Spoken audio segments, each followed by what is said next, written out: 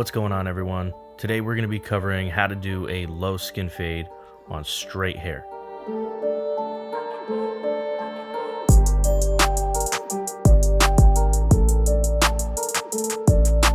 Just like how we start every single fade, we're going to start with our clipper all the way closed. We're going to keep this line very, very low, pretty much as low as possible. Just imagine to give yourself enough space to fit the trimmer and the shaver in there, but that's pretty much as high as you want to go.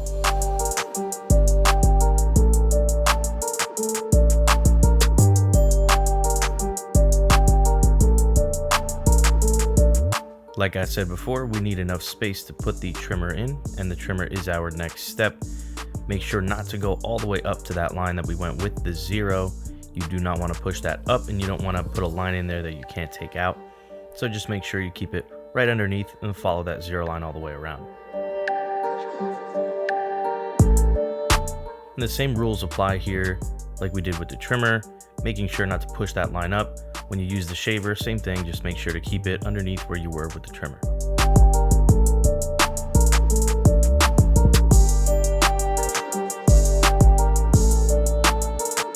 So for our next guide, we are going to be using the open blade.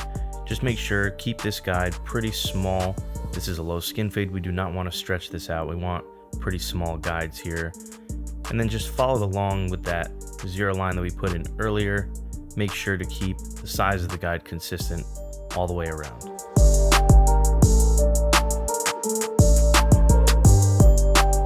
Once that guide is put in, you can start with the clipper all the way closed and just tap at that line, open it up a little bit, tap at the next line, and then once everything is faded out and blended, then you can open the blade up all the way and just make sure that top line is a true open blade so that we can move on to our next guide.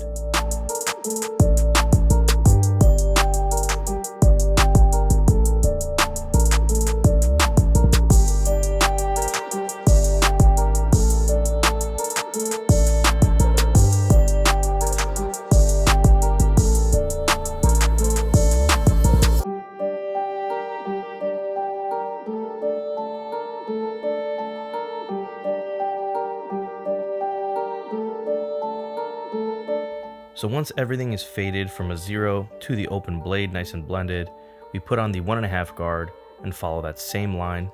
This is going to be a much bigger guide than what we did before, and that's because it's our last guide with the clippers, and this will be where we stop with the machine. So using the 1/2 guard, we are going to blend from this open blade into the 1.5 guide that we put in before. Now this will take a while. You need to slowly work your way up, starting closed, then going halfway, and then all the way open. If you still have a line there, in some spots you can use the 1 guard all the way open. Just play with that lever. Make sure everything gets blended in, and just don't push up that 1.5 guide that we put in before. If you do need to tap it a little bit just to move it up a little bit, that's fine, but we want to keep this fade as low as possible, so just keep that in mind.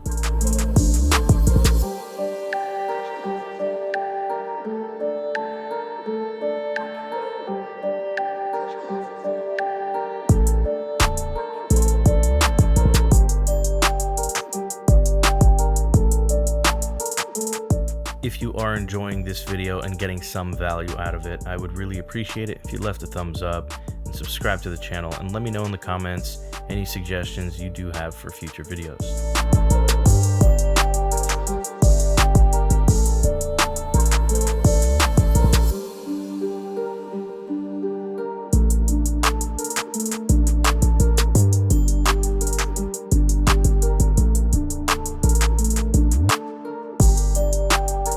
So just like I had mentioned prior, sometimes you do need to push this up a little bit. So we are putting the 1.5 guard on here again, just to move this line up and make sure everything is perfectly 1.5 to do our next step.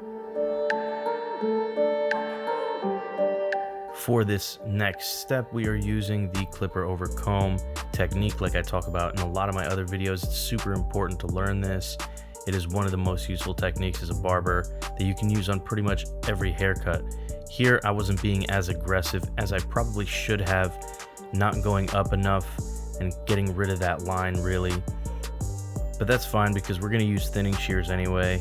and that's really going to blend everything in. But you could be a little bit more aggressive with the clipper over comb just to make sure you can fully blend it, and then just use thinning shears for little details. But the thinning shear is also a very, very useful tool that we're going to use here in a second.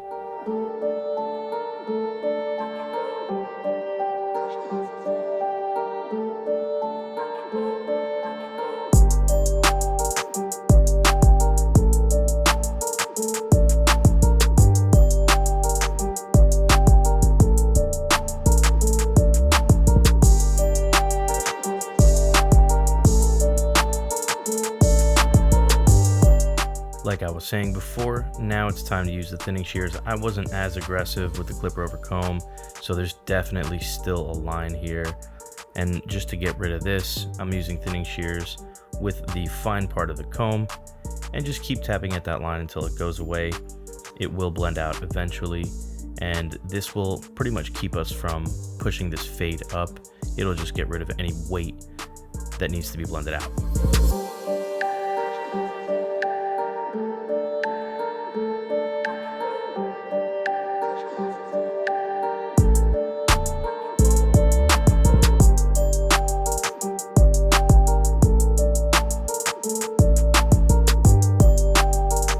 And now that we've finished the fade, we are doing our last step that I say we should do on every single client, and that is lining up the seat cup.